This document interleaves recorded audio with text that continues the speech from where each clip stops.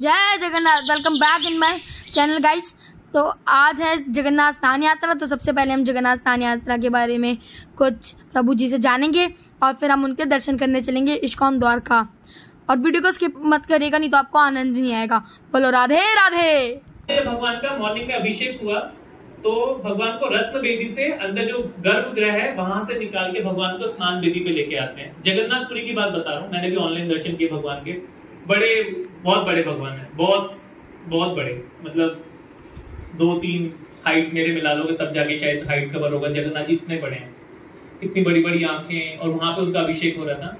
लेकिन इसके बाद जब भगवान का अभिषेक हो गया होगा अभी तक, और उसके बाद जब भगवान का ड्रेसिंग होता है तो वो कैसा होता है? भगवान को एक सूंड लगाते हैं, भगवान के बड़े बड़े कान बनाते हैं, जैसे भगवान एलिफेंट के जैसे दिखे। तो ऐसा क्यों? ऐसा क्या रहस्य है, ये क्या लीला है कि जगन्नाथ जी को खुद एलिफेंट बनना पड़ा या हाथी वेश पहनना पड़ा? तो एक बार की ब्राह्मण, एक साउथ इंडिया का ब्राह्मण था। कहां का ब्राह्मण था? दक्षिण भारत का, साउथ इंडिया का। तो वो आया, उसको ये पता था कि जो भगवान है उनकी सूंड है, और जो भगवान है वो गणेश जी हैं। उसका ये मानना था कि जो गणपति है यही एक्चुअल भगवान है। लेकिन उसको किसी से पता भी चला कि जो भगवान निवास करते हैं वो पुरी में करते हैं, क्योंकि वहां पे जगन्नाथ जी तो जगत के नाथ हैं। तो जो भगवान निवास कहां करते हैं? पुरी में करते हैं। तो ये ढूंढते ढूंढते वो दक्षिण भारत से पहुंचा जगन्नाथपुरी। और वो आया भी किस दिन? जिस दिन स्नान यात्रा हो रही थी। भगवान अपने स्नान बेदी पे थे, सब जो पंडित है उनका स्नान कर रहे थे, और उनको उसने देखा। उसने कहा ये भगवान नहीं है, इनकी तो सूंड भी नहीं है। जो मैंने सुना है कि गणपति की सूंड होती है, भगवान की सूंड होती है। तो ऐसे करके वो बोला, भगवान को उसने प्रणाम भी नहीं किया और चला गया कि नहीं, ये मेरे भगवान नहीं है, तो भगवान हो ही नहीं सकते, क्योंकि भगवान की क्या होती है? सूंड होती है। जगन्नाथ जी को इतना वो लगा कि मेरा भक्त आया मुझसे मिलने भगवान की खोज में, और मैं उसको जो इच्छा कर रहा था वो डिजायर भी फुलफिल नहीं कर पाया। तो जगन्नाथ जी ने खुद ब्राह्मण का रूप लिया और उस भक्त के पीछे पीछे गए कि सुनो तो पहुंचते पहुंचते हाँ जी बोलो क्या है। तो उन दोनों, जगन्नाथ जी और ब्राह्मण के बीच जो डिस्कशन वो क्या हुआ, जगन्नाथ जी ने उसको, आप क्या चाहते हो? उसने कहा मैं अपने भगवान की खोज में आया था, मुझे पता है मेरे भगवान की सूंड होती है, पर जो आप मुझे दिखा रहे हो वो भगवान नहीं हो सकते, क्योंकि उनकी सूंड ही नहीं है। तो जगन्नाथ जी ने कहा नहीं, आप आओ तो चलो मेरे साथ, देखो वो सूंड है, आपने देखी नहीं होगी। तो जैसे ही जगन्नाथ जी उसको लेके गए ब्राह्मण को अपना स्नान यात्रा के बाद का जो रूप दिखाने, तो वहां पे क्या था? जगन्नाथ जी ने सूंड पहनी हुई है, बड़े बड़े कान हैं। और जो बलराम जी हैं, बलभद्र, उनके भी बड़ी सी सूंड है व्हाइट कलर की, उनके भी बड़े बड़े कान हैं। और जो सुभद्रा महारानी, वो कमल के पुष्प के ड्रेस में है, लोटस का फेस बना हुआ है उनका। तो ये देख के ब्राह्मण कहते ये कैसे? अभी मैंने दर्शन किए तब तो भगवान नॉर्मल फॉर्म में थे, अब अचानक से सूंड कैसे आ गई? तब जगन्नाथ जी ने रिवील किया कि मैं अपने भक्तों के लिए कोई भी रूप ले सकता हूं। आपको गणपति के रूप में देखने थे, गज के रूप में दर्शन करने थे, तो मैं गज बनने के लिए भी तैयार हूं। तो ये है भगवान का आदान प्रदान कि एक भक्त की इच्छा की पूर्ति करने के लिए भगवान का गजवेश आ जाए।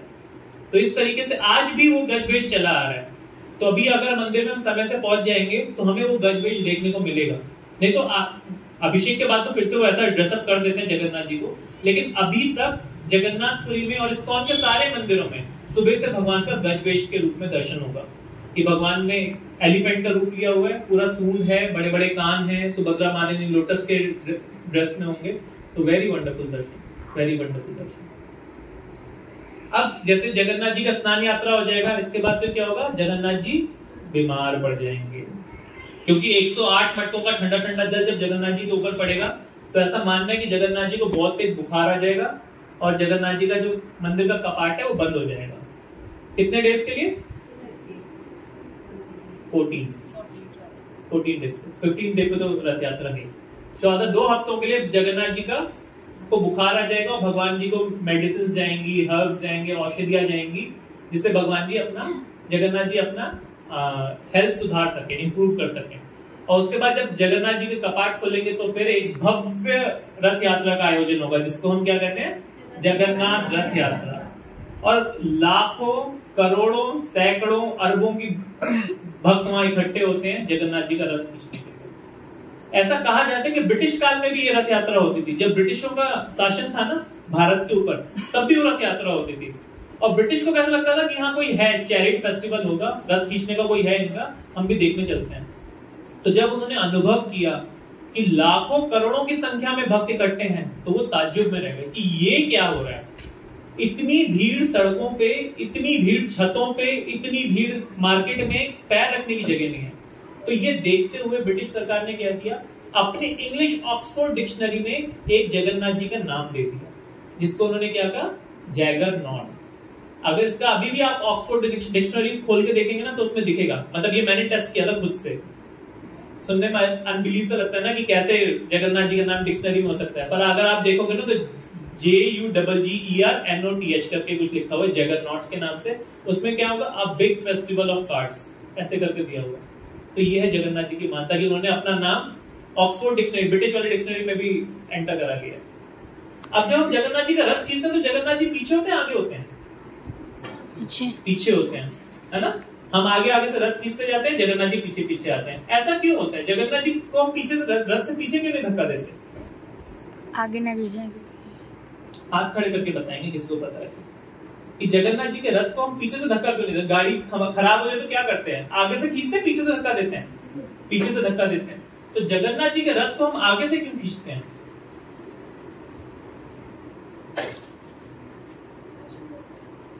दर्शन कर पाए, चलो ओके।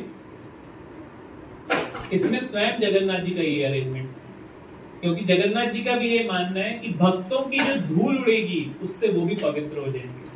इसीलिए हम भगवान की लीला श्रवण करते हैं ना, हमारा प्यूरिफिकेशन होता है। लेकिन जब हम भगवान के भक्तों की लीला सुनते हैं तो हमारा और जल्दी प्यूरिफिकेशन होता है। तो स्वयं जगन्नाथ जी ये चाहते हैं कि वो खुद प्यूरिफाई हो जाएं, खुद प्योर हो जाएं। इसीलिए क्या, जो भी भक्तों का रज उड़ता जाता है, जगन्नाथ जी क्या कहते हैं, वो उनको उससे आनंद मिलता है कि हाँ मैं शुद्ध हो रहा हूँ, मैं प्योर हो रहा हूँ, मैं प्योर हो रहा हूँ। इसीलिए चैतन्य चरितामृत में एक श्लोक भी आता है, भक्त पद धूलि भक्त पद जल भक्त भुक्त अवशेष यही 3 महाबल। कि भक्ति में प्रगति करने के सिर्फ 3 महाबल हैं, 3 पिलर्स हैं। वो क्या क्या है? भक्त पद धूलि कि भक्तों के चरणों की रज जो धूल है वो, भक्त भुक्त अवशेष कि भक्तों का छोड़ा हुआ जो रेमिनेंट्स प्रसाद होता है वो, और भक्त जल जो उनके चरणों धोता है ना, पैरों को जो धोता है पानी, वो। ये 3 क्या सबसे इंपॉर्टेंट इंग्रेडिएंट है भक्ति में प्रगति करने के लिए। तो इसलिए भक्त भुक्त अवशेष, भक्त पद जल, भक्त भुक्त अवशेष जो भी है 3, भक्त पद धूलि, भक्त पद जल, भक्त भुक्त अवशेष, ये 3 तरीके का जो है 3 इंग्रेडिएंट जो है भक्ति में प्रगति करने का। पहला क्या है? भक्तों के चरणों की धूलि। दूसरा क्या है? भक्तों के चरणों का जल। और तीसरा भक्तों का महाप्रसाद। भक्तों का महाप्रसाद, प्रसाद तो भगवान का, उसका जब भक्त को पाले तो क्या हो जाता है? महाप्रसाद हो जाता है। इसीलिए तो ये 3 इंग्रेडिएंट ऐसे हैं जो हमारे को भक्ति में प्रगति करने का हेल्प करते हैं।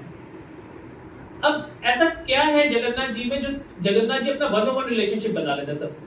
1-on-1 रिलेशनशिप समझते हैं, जैसे एक माँ बच्चे का होता है, आधा एक रिलेशन, जैसे गुरु और शिष्य का होता है 1-on-1 रिलेशन, वैसे जगन्नाथ जी का भी अपने हर एक भक्त से एक रिलेशन है। इन्हीं रिलेशन को समझने के लिए जो मैंने कथा सुनी थी, मैं सोचा था आप सबसे शेयर करूंगा, वो क्या है? राजकुमारी विष्णुप्रिया। ये चैतन्य महाप्रभु की भार्या नहीं है विष्णुप्रिया, राजकुमारी विष्णुप्रिया। एक समय की बात है, जयपुर के एक राजा थे, राजा जयसिंह। कौन से राजा थे? राजा जयसिंह। अब वो तो जयपुर में थे। अब उनको जगन्नाथ जी का पता चला, जगन्नाथ जी हैं। तो जो पुरी के राजा हुए थे, उन्होंने उनको आमंत्रण दिया कि आप अपनी भार्या धर्मपत्नी के साथ आइए, जगन्नाथ रथ यात्रा में भाग लीजिए, जगन्नाथ जी के दर्शन कीजिए, महाप्रसाद पाइए, हमें बहुत अत्यंत प्रसन्नता होगी। जैसे ये सूचना महाराज जयसिंह को मिली, तुरंत उन्होंने अपना बोरिया बिस्तर पैक किया और चल दिए जगन्नाथपुरी। जगन्नाथपुरी गए, जगन्नाथ जी के दर्शन किए, रथ यात्रा में भाग लिया।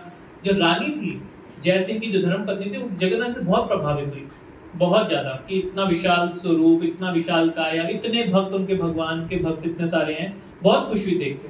लेकिन उनको कोई संतान नहीं थी। और जब वो लोग वापस जयपुर आ गए तो जो जयसिंह की भार्या थी, उन्होंने जगन्नाथ जी से प्रार्थना करना शुरू किया, हे भगवान आप हमें एक पुत्री दीजिए। नहीं तो जनरली क्या होता है, बेटा दो बेटा दो, लेकिन आजकल सरकार भी क्या कह रही है, बेटी बचाओ। बेटी बचाओ आंदोलन है ना, बेटी बचाओ बेटी पढ़ाओ, बेटी पढ़ाओ बेटी बचाओ, ऐसे कर जिसको करना है। तो ठीक उसी तरीके से उस रानी ने क्या मांगा, रानी ने मांगा कि आप मुझको एक पुत्री दो। हे भगवान मैं आपसे बहुत अनुग्रह करती हूँ कि आप मुझे पुत्री दो, और जब आप मुझे पुत्री दोगे तो मैं उसको आपकी सेवा में लगाऊंगी। ऐसा मेरा मानना है कि उसको मैं आपकी सेवा में लगाऊंगी, प्लीज आप मुझको एक पुत्री दो। कुछ समय वेट करने के बाद राजा और रानी को एक पुत्री की प्राप्ति होती है जगन्नाथ जी का प्रसाद के रूप में। अब रानी का डिजायर तो यही था कि एक पुत्री होगी तो क्या करेगी, वो जगन्नाथ जी की सेवा में लगाएगी। तो रानी ने अपनी पुत्री को ऐसे ही ट्रेन करना शुरू किया, जगन्नाथ जी की कथाएं सुनाई, जगन्नाथ जी के भजन सुनाए, लेकिन कभी दर्शन नहीं हुए उनकी पुत्री को भी जगन्नाथ जी के। समय बीतता गया, राजा रानी की आयु बढ़ गई और एक समय ऐसे आया कि रानी जो थी, जो विष्णुप्रिया उस पुत्री का नाम रखा था, जो विष्णुप्रिया की माता थी, वो बहुत बीमार पड़ गए, एकदम बेड पे, डेथ बेड पे आ गए। लेकिन विष्णुप्रिया क्या बहुत प्रेम से उनकी सेवा करती थी, उनको नहलाना जो भी था, उनको खिलाना, उनको कपड़े वस्त्र चेंज करना एंड ऑल, पूरे बेड रिटर्न हो गए थे महारानी वो, लेकिन उनको बहुत अच्छे से टेक केयर कर रही थी। लेकिन साथ ही साथ वो क्या करती, जगन्नाथ जी के लिए प्रार्थना भी कर रही थी कि जगन्नाथ जी आप मेरी मदर को ठीक कर दो, मेरी मम्मी को ठीक कर दो, मेरी माता को ठीक कर दो। ऐसे करते करते उनके महल के बाहर से उनको आवाज आती, कोई कीर्तन करते हुए भक्त जा रहे हैं। तो उन्होंने अपनी दासियों को कहा, देखो ये कौन भजन कर रहा है, कोई व्यक्ति इधर से गया है जो भजन कर रहा है। उनकी दासी खोज खबर लेके आती है और कहती है, विष्णुप्रिया वो तो कोई जगन्नाथपुरी से कोई सन्यासी आया है और वो जगन्नाथ जी का भजन करते हुए गया है। और जब हमने उसको अनुग्रह किया कि आप महल में आओ, तो उसने महल में आने से मना कर दिया, लेकिन उसने क्या कहा, ये महाप्रसाद दिया जगन्नाथ जी का। जैसे ही विष्णुप्रिया देवी ने महाप्रसाद देखा जगन्नाथ जी को, बहुत खुश हो गई कि हाँ आज पूरा कृपा मिलेगा। उसने क्या किया, वो महाप्रसाद अपनी माता को मुंह में डाला और खुद भी थोड़ा सा पाया। देखते देखते देखते जो विष्णुप्रिया की माता थी, उनका स्वास्थ्य एकदम ठीक हो गया। अब ये हुई जगन्नाथ जी की कृपा इनडायरेक्टली। अब जब भगवान ने उनको रेसिप्रोकेट किया, तो थोड़े दिनों के बाद एक सेवक आया जगन्नाथपुरी से, जो पंडा था, वहां जगन्नाथ जी का पुजारी भी था और पंडे के रूप में था, सेवक था। अब जैसे ही वो विष्णुप्रिया के महल में पहुंचा, तो सबको पता चला जी जगन्नाथपुरी से कोई सेवक आया है और उसके जाने का समय है, मतलब वो होते हुए जा रहा था हमारे महल के पास से। तो उसने बोला कि मैं यहाँ विश्राम करूंगा, वो जा रहे वापस जगन्नाथपुरी। तो जो राजा थे जय सिंह और जो उनकी रानी थी, उन्होंने क्या किया, बहुत सारा दान दक्षिणा दिया, बहुत सारे सोने की अशर्फियां, हीरे, मणि, कि जगन्नाथ जी की सेवा हो सके। लेकिन जो विष्णुप्रिया थी, उसको समझ ही नहीं आया कि मैं क्या दूं, मेरे पापा मम्मी ने इतना सब कुछ दे दिया है, अब मैं क्या दूं। और जगन्नाथ जी के पास किसी चीज की कमी है, वो तो खुद लक्ष्मीपति हैं, जिनकी लक्ष्मी स्वयं सेवा कर रही है, उनके पास किसी चीज की कमी होगी नहीं होगी, तो अब इनको मैं क्या दे सकती हूँ। तो उसने क्या किया, उसने एक ताल का पत्र लिया और स्याही से कुछ लिखा, उसको एक डब्बे में बंद किया और सेवक को दे दिया कि ये आप जगन्नाथ जी को दे देना। अब सेवक के मन में थोड़ा सा लालच आया कि रानी ने इसमें रख के क्या दिया है, विष्णुप्रिया ने। ऑन द वे जाते समय, जगन्नाथपुरी जाते समय, उसने सब जो भी उसको भेंट मिला था जय सिंह से और उनकी धर्मपत्नी से, वो सब देखा। सब में थोड़ा सोने की अशर्फियां, मणियां, रत्न, बड़े बड़े सोने के हार, वो देख के बहुत खुश हो गया कि हाँ जगन्नाथ जी पहनेंगे, थोड़ा जगन्नाथ जी को दूंगा, थोड़ा खुद रखूंगा, ऐसा उसके मन में आया। लेकिन उसने कहा विष्णुप्रिया ने भी कुछ दिया है डब्बे के अंदर, ये तो देखने वाला बनता है, ये क्या है। तो उसने क्या किया, ऑन द वे उसने डब्बा खोला, उसने कहा ये कागज, मैं इतना बड़ा बड़ा आभूषण लेके जा रहा हूं जगन्नाथ जी के लिए, उसके साथ एक कागज भी लेके जाऊंगा। उसने वो डब्बा वहीं फेंक दिया और वो चला गया आगे। जैसे वो जगन्नाथपुरी पहुंचता है और जगन्नाथ भगवान को सब ऑफरिंग दिखाता है, ये आपके लिए भेजा है, ये आपके लिए भेजा है। जगन्नाथ जी उस समय तो कुछ नहीं किए, और जैसे ही वो सोया सेवक, जगन्नाथ जी उसके सपने में आ गए। ये सब तो ठीक है जो तुमने मुझको दिया, और जो तुमने लिया भी, सब बराबर है, कोई बात नहीं, लेकिन वो कहां है, वो जो विष्णुप्रिया ने दिया था, वही चाहिए मुझे। तो सेवक भी बोलते हैं वो तो मैंने वहीं फेंक दिया। सपने में बात चल रही है जगन्नाथ जी से, उन्होंने कहा वो तो मैंने वहीं फेंक दिया, मुझे लगा कागज का पत्र था उसमें, आप क्या करोगे लेके, कुछ भी नहीं था उसमें, वो मैंने वहीं फेंक दिया। तो जगन्नाथ जी ने कहा कल आना मेरे दर्शन करने, मेरे छाती के पास जो एक लॉकेट है उसमें देखना, उसमें वो पत्र रखा हुआ है, वो जो कागज का टुकड़ा था वो हार में होगा, आप खोल के देखना उसमें क्या है। जैसे हक्का बक्का वो उठा जो सेवक था, गया अगले दिन जगन्नाथ जी को प्रणाम किया, उनका हार वार देखा, तो देखा वो कागज का टुकड़ा वही है जहां पे जगन्नाथ जी ने बताया था। और जैसे उसने वो कागज का पत्ता खोला, जो कागज खोला, उसमें एक श्लोक लिखा था संस्कृत में, वो श्लोक तो मुझे मेमोराइज नहीं है, लेकिन वो श्लोक लिखा था। तो श्लोक का मतलब क्या था, उसका मतलब ये था कि जो विष्णुप्रिया ने लिखा था उसमें क्या था कि आप तो सभी लक्ष्मी के पति हो, आप तो लक्ष्मीपति हो, आपके पास किसी ना धन की कमी है, ना धनाढ्य की कमी है, ना भक्तों की कमी है, पर मैं आपको क्या दे सकती हूँ। आप जब वृंदावन में थे तो अपनी गोपियों के साथ, राधा रानी के साथ आपने बहुत सारी लीलाएं की, और जब आप द्वारका चले गए या जगन्नाथपुरी आ गए तो क्या किया, आप अपना मन वहीं छोड़ आए थे। इसीलिए इस पत्र के जरिए मैं आपको अपना मन दे रही हूं। आपके पास सब कुछ है लेकिन मन नहीं है, तो ये मन आप, मेरा मन आप रख लो और अपना बना के रखो। और जैसे ही सेवक ने, ये पड़ोस ने सर पकड़ लिया, वो इस विष्णुप्रिया ने अपना मन दे दिया जगन्नाथ जी को, और जगन्नाथ जी ने भी उसका मन अपने हृदय से लगाए बैठे। तो इसका मतलब क्या हुआ कि जगन्नाथ जी को ना रत्न चाहिए, ना अशर्फियां चाहिए, ना हार चाहिए। क्या चाहिए? हमारा मन चाहिए। अगर इस मन में हम जगन्नाथ जी को बसा लें तो जगन्नाथ जी हम पे कृपा करेंगे, हम जगन्नाथ जी को समझ पाएंगे, उनकी लीलाओं को समझ पाएंगे। और जैसे ही जगन्नाथ जी के पास वो मन आया, और जैसे भगवद गीता में भी क्या है, मन मना भव मत भक्तो, कि हाँ हमें भगवान को क्या समर्पित करना है, मन करना है। एक और श्लोक आता है, पत्रम पुष्पम फलम तोयम यो में भक्तया प्रयच्छति, कि आप कुछ भी दे रहे हो, अगर भक्ति भाव से नहीं दे रहे हो तो कृष्ण उसको स्वीकार नहीं करते, लेकिन अगर उसमें आपने भाव का तड़का डाल दिया है तो क्या करेंगे, कृष्ण उसको स्वीकार कर लेंगे, एक्सेप्ट कर लेंगे। ठीक उसी तरीके से जगन्नाथ जी ने भी विष्णु प्रिया को एक्सेप्ट किया और अपने सेविका बना दिया। तो जय जगन्नाथ। एक ये ना, और इसी बात ऐसी बहुत सारी लीलाएं हैं जगन्नाथ जी की, छोटी छोटी छोटी छोटी। तो एक और आता है जैसे पतित पावन जगन्नाथ। आप में से जगन्नाथपुरी कौन कौन भक्त गए हैं? आपका तो फोटो देखा था मैंने, हाथ सही से खड़े करो, वेरी नाइस। हाँ, आप में से गए हैं ना, तो जगन्नाथ मंदिर के बाहर ही एक और जगन्नाथ भी है, देखिए ना, जगन्नाथ मंदिर में घुसते हैं सिंह द्वार से, तो बाहर भी एक जगन्नाथ बने हुए हैं। उनका क्या रहस्य है? बिल्कुल डिट्टो, जैसे अंदर जगन्नाथ बैठते हैं बिल्कुल वैसी जगन्नाथ बाहर भी, वैसी उनका मंगला आरती होगा, वैसी श्रृंगार होगा, वैसी भोग लगेगा। इसका क्या अर्थ है? उन पतित पावन जगन्नाथ, पतित पावन जगन्नाथ क्यों है? अंदर जो भगवान बैठते हैं उनको हमने जगन्नाथ, लेकिन बाहर जो स्पेसिफिक गेट पे जगन्नाथ जी बैठे हैं उनको हम क्या बोलते हैं? पतित पावन जगन्नाथ। क्या बोलते हैं? पतित पावन जगन्नाथ। अच्छे से बोलो, क्या बोलते हैं? पतित पावन जगन्नाथ। ऐसा क्यों बोलते हैं? तो इसके पीछे भी एक बहुत अच्छी लीला है, बहुत अच्छा रहस्य है। आप सुनना चाहते हैं? ऐसे सुनते हैं, ठीक है। तो इसमें कुछ कैरेक्टर्स के नेम्स हैं, मैं नेम्स पढ़ के बताता हूं, ठीक है। तो ये है 17वीं शताब्दी की बात है, बिफोर ब्रिटिश रूल जो था, जब मुसलमान और हिंदू साथ साथ रहते थे। तो एक राजा हुए जिनका नाम था रामचंद्र देव। क्या नाम था? राजा रामचंद्र देव। ये खुर्दा में रहते थे, और ये बहुत ही, मतलब ऐसे समझ ले पुरी के जैसे अभी आजकल भी पुरी में राजा है ना, बिल्कुल उसी तरीके थे। उसी तरीके से जगन्नाथ जी का रथ यात्रा निकलता तो सबसे पहले इनको अवसर मिलता था भगवान को झाड़ू लगा, भगवान के सामने झाड़ू लगाने का, भगवान की आरती करने का, भगवान को भोग अर्पण करने का।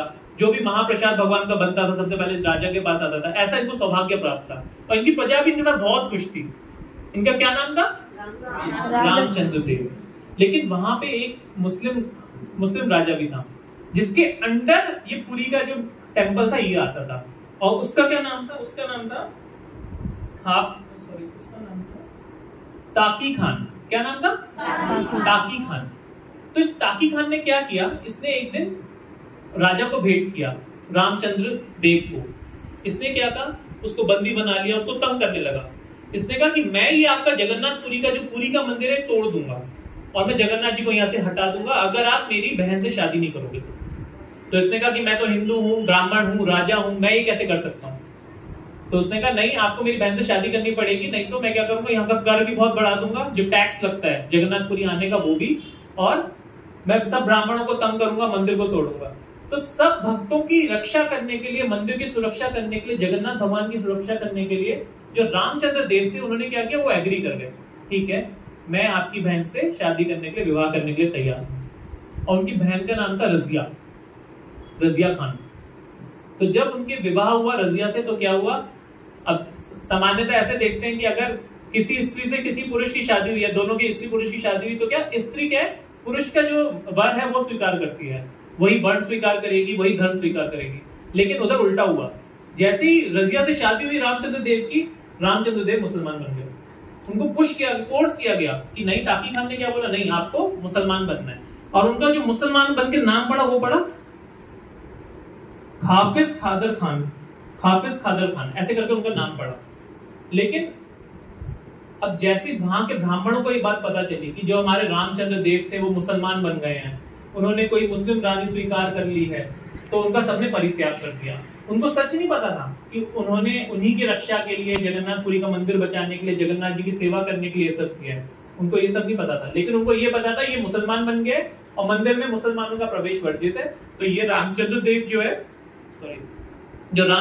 जो है वो अब मंदिर में नहीं आएंगे और ये हमारे राजा भी नहीं रहेंगे, क्योंकि इनका धर्म परिवर्तन हो गया, ये अब दूसरी कास्ट के हो गए हैं, हमारा राजा हिंदू होना चाहिए, ऐसा उनका मानना था। अब ऐसे करते करते अब उनका इतना प्रेम था जगन्नाथ जी के लिए, और जो एकादशी पे राजा के लिए मतलब मंदिर के जो डोम होता है, गुंबद, वहां पे एक बड़ा सा दीपक जलाते थे कि राजा हमेशा दिग्विजय रहे, उसका स्वास्थ्य सही रहे, उसकी प्रजा सही रहे और जगन्नाथ जी से प्रेम बना रहे। वो दीपक भी जलाना उन लोगों ने बंद कर दिया कि नहीं, ये मुसलमान हो गए, हम कोई नया राजा लेके आएंगे, अब रामचंद्र देव की हमको जरूरत नहीं। लेकिन वो राजा इतना प्रेम करता था जगन्नाथ जी से कि वो विलाप करता था, रोता था। सिंह द्वार जो मेन द्वार है, जहां से जगन्नाथ जी का रथ यात्रा शुरू होता है पुरी में, वहां आके वो रोता था। जब सब मंदिर का कपाट बंद हो जाता था, सब भक्त सो जाते थे, पंडित चले जाते थे, तब वो आके रोज रोते थे, इतना क्रंदन करते थे, इतना विलाप करते थे। ये देख के जगन्नाथ जी का हृदय भराया। रोज आता था, रोज जाता था, रोज आता था, रोता था, फिर जाता था, आता था, रोता था, फिर जाता था, आता था, रोता था और चला जाता था। ऐसे ऐसे करके रामचंद्र देव ऐसे करने लगे। अब जगन्नाथ जी अंदर रत्न वेदी में बैठे थे। अब भगवान का भक्त वात्सल्य प्रेम देखिए कितना है। एक रात रामचंद्र देव के आने में थोड़ा सा लेट हुआ, मतलब वो तो अपने समय से ही आते थे, लेकिन उनके आने से पहले जगन्नाथ जी वहां सिंह द्वार पहुंचे और वो वहां खड़े होकर रामचंद्र देव की प्रतीक्षा करने लगे कि अब जब ये आएगा तो इसको मैं अपने दर्शन दूंगा। और जैसे ही रामचंद्र देव वहां पहुंचे और उन्होंने जगन्नाथ जी को देखा, अंदर से इतना खुश हो गए और खुशी के कारण उनके आंसू बहने लगे। उन्होंने भगवान की बहुत सारी स्तुतियां की, बहुत सारी प्रार्थनाएं की और जगन्नाथ जी को उन्होंने बोला कि आप यहाँ अपना रत्न वेदी छोड़ के आप मेरे को दर्शन देने आए हैं। तो भगवान ने भी उनको उत्तर दिया कि आप मेरे अनन्य भक्त हो, मैं समझ सकता हूँ आपने ये सब क्यों किया है, लेकिन यहाँ के लोग नहीं समझते, कोई बात नहीं, मैं कुछ अरेंजमेंट करता हूँ। तो उस रात जगन्नाथ जी ने, जो वहां के पंडित थे, उनको सपने में दर्शन दिए कि जो रामचंद्र देव है, भले ही ये मुसलमान बन गया है, आपने इसका प्रवेश वर्जित कर दिया है, लेकिन ये मेरा अनन्य भक्त है, इसलिए मैं चाहता हूं कि आप मेरा स्वरूप आगे लगाओ, मंदिर के सिंह द्वार पे बनाओ, जिससे रामचंद्र देव रोज मेरे दर्शन करने आए। तो इस तरीके से पतित रामचंद्र देव को पावन करने के लिए भगवान का नाम क्या पड़ा? पतित पावन जगन्नाथ। तो जगन्नाथ स्वामी की जय। तो ये छोटा सा और भी था एक पास टाइम। और एक और भी मुझे याद है, खिचड़ी बहुत पॉपुलर है जगन्नाथ जी की ना। तो एक माता जी थी, बहुत बूढ़ी माता जी थी, उनको कोई संतान नहीं थी, अकेली रहती थी और जगन्नाथ जी के लिए बहुत ही प्रेम से वो खिचड़ी बनाया करती थी। क्या बनाती थी? खिचड़ी। क्या बनाती थी? खिचड़ी बनाती थी। उनका नाम था करारा देवी। नाम तो करारा देवी था, लेकिन वो खिचड़ी बहुत अच्छी बनाती थी। तो जगन्नाथ जी क्या करते थे, स्वयं उनके हाथों से खिचड़ी खाते थे। इतने भक्ति भाव से बनाती थी, जगन्नाथ जी को पुकारती थी कि जगन्नाथ जी अपनी रत्न वेदी छोड़ के, और करारा देवी जो थी उनके आते थे, प्रसाद पाते थे और जगन्नाथ जी उनसे बात भी करते थे। जैसे कई बार उनको लेट हो रहा था ना करारा देवी को प्रसाद बनाने में, तो कहते कर्मा, जल्दी कर्मा, जल्दी कर्मा, जल्दी कर्मा। तो इसलिए उस करारा देवी का नाम क्या पड़ा? कर्मा देवी। तो इस तरीके से नाम कर्मा देवी पड़ा। तो ये बहुत ही सुंदर है, बहुत सब भक्तों को पता भी शायद इसका स्टोरी, लेकिन फिर भी आज जगन्नाथ जी को ग्लोरिफिकेशन करने का अवसर मिला है तो क्यों छोड़े। तो उसमें क्या था कि जगन्नाथ जी उनके हाथों से स्वयं खाते थे। तो एक दिन वहां से फिर से दक्षिण भारत के ब्राह्मण पहुंचे उनके घर, उनको ज्ञान दे दिया कि ये क्या, आप किस तरीके से खिचड़ी बनाती हो, आपने स्नान भी नहीं किया, अरे जगह तो साफ कर लेते, पोछा तो लगा लेते, बर्तन तो ऐसे यूज करने चाहिए थे, जगन्नाथ भगवान के लिए ये मंत्र बोलते हैं, वो मंत्र बोलते हैं, ऐसे करके। तो उनको लगा शायद मैं गलती तो करती हूँ कर्मा बाई को। तो उन्होंने क्या किया, अपना सुबह प्रातः स्नान किया और धीरे धीरे जैसे वो जो ब्राह्मण आके बता के गए दक्षिण भारत के ब्राह्मण, वैसे वो कुकिंग करने लगे। इतने में जगन्नाथ जी पहुंचे, उन्होंने देखा कर्मा बाई तो अभी बर्तन ही धो रही है कि कब मेरी खिचड़ी बनेगी। फिर वो वापस गए रत्न वेदी पे, फिर आए, फिर देखे अरे अभी तो सिर्फ पतीला ही चढ़ाया है। फिर वापस रत्न वेदी पे गए, फिर वापस आए तो देखा अरे अभी तो मसाले छौंक रही है। तो ऐसे करते करते करते गरम गरम खिचड़ी कर्माबाई ने बनाई और भगवान जगन्नाथ जी के सामने रख दी कि अब पा लो, पूरा विधि विधानों के साथ आपके लिए मैंने खिचड़ी बनाई है, अब आप इसको पा सकते हो। जगन्नाथ जी ने खिचड़ी पाना शुरू किया और वहीं मंदिर में घंटा बजने लग गया। जगन्नाथ जी को लगा मैं वहां महाभोग की तैयारी हो रही है, पंडित दरवाजा खोलेंगे और मैं नहीं मिलूंगा तो वो दिक्कत करेंगे, और यहाँ कर्माबाई की खिचड़ी में छोड़ के कैसे जाऊं। तो जगन्नाथ जी ने खिचड़ी पाते पाते पाते भाग गए अपने रतन बेदी पे, और जैसे ही कपाट खुला और ब्राह्मण जो पंडित उनको भोग लगाने शुरू किया, उन्होंने क्या देखा, जगन्नाथ जी के यहाँ खिचड़ी लगी है, कपड़ों पे खिचड़ी गिरी है। तो उन्होंने भी कहा स्वामी ये खिचड़ी कहां से पाई। तो जगन्नाथ जी ने उत्तर दिया मेरी एक बहुत ही शुद्ध भक्त है कर्मा देवी, कर्माबाई, मैं उसके घर जाता हूं और वही खिचड़ी पाता हूं। तो राजा को ये बात पता चली, तो राजा ने कहा भाई आपको जाने की जरूरत नहीं है, उन माता जी को हम यही नियुक्त कर देंगे, आपके लिए वही खिचड़ी बनाया करेगी। तो जगन्नाथ जी भी खुश हो गए, कर्माबाई भी खुश हो गए। पर एक समय की बात है, ये जन्म मृत्यु जरा व्याधि का जो साइकिल है किसी को नहीं छोड़ता। तो कर्माबाई ने अपना शरीर छोड़ दिया, वो जगन्नाथ जी के नित्य लीला प्रविष्ट कर दी। अब जगन्नाथ जी की आंखों में से आंसू आने लगे, और जो भी उनको भोग देते थे तो उनको खाते ही नहीं थे। जगन्नाथ जी को भोग खिलाने का भी एक अलग सा स्टाइल है। आपको पता है जगन्नाथ जी कैसे खाते हैं? मंदिरों में तो हम भगवान के सामने प्लेट रख देते हैं, लेकिन जगन्नाथपुरी में अंदर गर्भगृह है जहाँ पे भगवान के दर्शन होते हैं। फिर एक है भोग मंडप, नहीं भोग मंडप लास्ट में, एक शायद मुक्ति मंडप है, बीच में खाली सा एरिया जहाँ पे एंट्री अलाउड नहीं है। फिर उसके बाद एक है जहाँ पे दर्शन करते हैं, उसके बाद एक भोग मंडप है। तो इतनी दूर से भगवान जी को जगन्नाथ जी के दर्शन मतलब भोग लगता है। तो वहां पे जगन्नाथ जी को भोग कैसे लगाते हैं? शीशा रखते हैं और वहां पे जगन्नाथ जी को आह्वान करते हैं कि जगन्नाथ जी की परछाई शीशे में आ जाएगी, तो जगन्नाथ जी ने भोग स्वीकार कर लिया। तो ये विधि अभी भी है जगन्नाथपुरी में, इस तरीके से भगवान को भोग लगता है। तो वहां पे जितने भी पंडित थे वो आए, भगवान को भोग लगाना शुरू किया, लेकिन भगवान निरंतर रोए जा रहे हैं। राजा के पास फिर से समाचार पहुंचा कि भाई जगन्नाथ जी रो रहे हैं, ना ही कुछ बोल रहे हैं, ना ही भोग लगा रहे हैं, तो कैसे होगा। फिर राजा ने बहुत विनती की, तो जगन्नाथ जी ने राजा को बोला कि मेरी अनन्य भक्त कर्माबाई ने अपना शरीर छोड़ दिया, उसके हाथ की बनी हुई खिचड़ी में ही पाता था, अब मेरे को खिचड़ी नहीं मिलेगी तो मैं रो रहा हूं और मैं प्रसाद नहीं पाऊंगा। तो राजा ने उनको बोला जो भी उनका रेसिपी था कर्माबाई का, हमें तो नहीं पता, पर आपको पता है, आप हमको बता दो कैसे बनानी है। उतनी अच्छी खिचड़ी नहीं बनेगी, पर हाँ हम कोशिश करेंगे कि उन्हीं के बराबर हम खिचड़ी आपको प्रसाद प्रेम पूर्वक खिला सके। तो उस दिन का दिन है और आज का दिन है, जब सुबह का भोग लगता है भगवान को, तो उसमें कर्माबाई की खिचड़ी भी लगती है भोग। तो ये बोल के लगता है भगवान जी को भोग कि कर्माबाई की खिचड़ी का भोग लग रहा है, नहीं तो जगन्नाथ जी फिर से रोने लग जाएंगे। तो इस तरीके से भगवान अपने एक भक्त की प्रसन्नता के लिए उनके घर आए, खिचड़ी पाई, और उस खिचड़ी को उन्होंने इतना पॉपुलर कर दिया कि आज भी जगन्नाथ मंदिर के महाप्रसाद में कर्माबाई की खिचड़ी बहुत पॉपुलर है। तो जगन्नाथ स्वामी की जय। ठीक है, तो अभी समय क्या हो गया? 4:21 हो गया। बस आज यही, वैसे और भी था बहुत सारी जगन्नाथ जी की अनन्य लीलाएं हैं, जैसे अनंत शेष के अनंत मुख से अनंत काल तक वो कृष्ण का गुणगान करेंगे, लेकिन वो लीलाएं खत्म नहीं हो सकती। ठीक उसी तरीके से जगन्नाथ जी की भी अनन्य लीलाएं हैं, अनन्य। एक एक भक्त के लिए उन्होंने क्या क्या लीलाएं की हैं, एक एक भक्त को उन्होंने कैसे खुश किया है, सेटिस्फाई किया है, वो हमें जगन्नाथ जी से सीखना चाहिए। अनन्य प्रेम, अनन्य प्रेम। इसीलिए जो भी आपको जिन भी भक्तों ने फोन किया था, फैसिलिटेटर्स ने फोन किया था कि आज हमें मंदिर जाना है, आज जगन्नाथ जी का बर्थडे है, तो मैंने तो रविलोचन प्रभु जी को बोला आज क्लास कैंसिल कर दो। ऑनेस्टली सच सच बता रहा हूँ, ज्ञास आसन में झूठ क्यों बोलूं। मैंने बोला प्रभु जी आज क्लास कैंसिल कर दो। प्रभु जी ने कहा नहीं, जाओ पहले टाइम करो, सब भक्तों को मंदिर लेके आओ। कि मैं कह रहा था कि प्रभु जी आज अभिषेक है, मुझे अभिषेक करना है, तो भक्तों को भी करना ही है अभिषेक, तो शाम का सेशन कैंसिल करते हैं। प्रभु जी ने कहा नहीं, आप जाओ जगन्नाथ जी की कथाएं बताओ, उनके मन में कुछ कर दो कि हाँ वो विवश हो जाए जगन्नाथ जी के दर्शन करने के लिए, उनका अभिषेक करने के लिए। इसलिए सभी डिवोटी से रिक्वेस्ट है, जो भी मंदिर जाने के भक्त इच्छुक हैं, आज विशेष प्रार्थनाएं करें। जब एक कर्माबाई के लिए, है ना, रामचंद्र देव के लिए और विष्णुप्रिया जो रानी थी उनके लिए जगन्नाथ जी इतना पर्सनल आदान प्रदान कर सकते हैं, तो क्या हमारे लिए नहीं कर सकते? सिर्फ हमें कुछ नहीं करना, हमें एक निष्ठ होना है भगवान की सेवा के लिए। अपने मन में हमें विश्वास लाना है कि हाँ मुझे भगवान की सेवा करनी है, मुझे जगन्नाथ जी की सेवा करनी है, मुझे उनके दिए हुए निर्देशों का पालन करना है, मुझे गुरु के आश्रय में रहना है। सिर्फ छोटी छोटी चीजें करके हम जगन्नाथ जी की विशेष कृपा को प्राप्त कर सकते हैं। सो गाइस, अब हम जा रहे हैं इस्कॉन द्वारका। जगन्नाथ जी के दर्शन करने के लिए। तो बोलो जय जगन्नाथ स्वामी।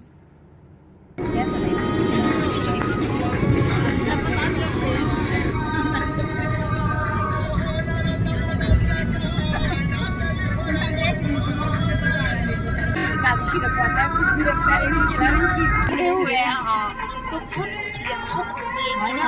मैं भाई कैसे मुड़ गए, मैंने आपकी सेवा नहीं करी इसलिए मुड़ गए, भगवान मुझे कभी माफ नहीं करेंगे। सो गाइस, जैसे कि आप देख रहे हैं हम पहुंच चुके हैं इस्कॉन द्वारका के द्वार पर। फिर हम यहाँ से कुछ फूल लेंगे और भगवान के दर्शन करने के लिए चलेंगे। तो बोलो जय जगन्नाथ स्वामी, जय सुभद्रा महारानी, जय बलराम दाऊ की।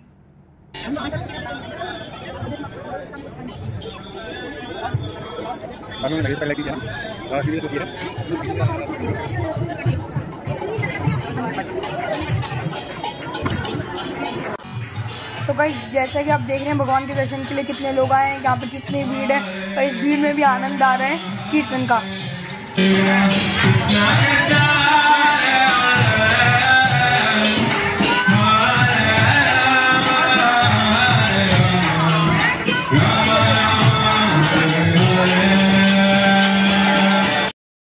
जैसे कि आप देख रहे हैं यहाँ पे एक लाइन लगवा रखी है जगन्नाथ जी का अभिषेक करने के लिए और यहाँ पे सिर्फ उन प्रभु जी को अलाउड है जो धोती कुर्ता पहन के आए। बोलो जय जगन्नाथ।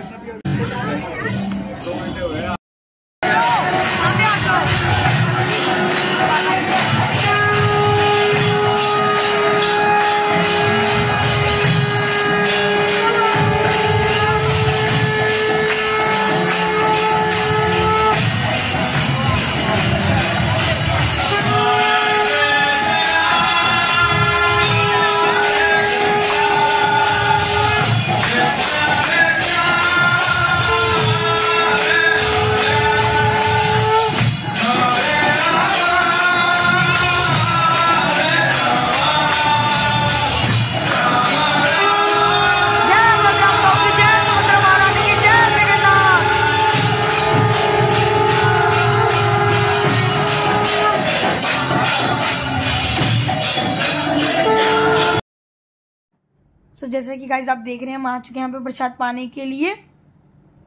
ये देखिए बहुत ही स्वादिष्ट प्रसाद था।